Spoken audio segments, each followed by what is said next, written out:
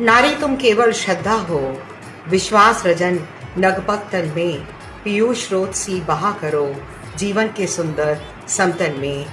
जयशंकर प्रसाद जी की कविता की ये पंक्तियाँ न जाने मैंने बचपन से स्टेज पर कितनी ही बार बोली होंगी। And happy women's day to one and all. और ये कविता मेरे जीवन का आधार स्तंभ भी है।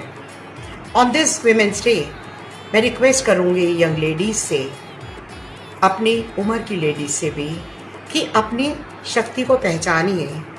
इन कविता की लाइनों का यही अभिप्राय है कि हम स्वयं को कमज़ोर समझ लेते हैं।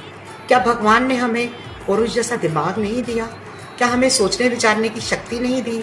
तो अगर किसी परिवार में नारी कदम से कदम मिलाकर पुरुष का साथ देती है तो हम इतने भ्रम क्यों पाल लेते हैं इस बारे में।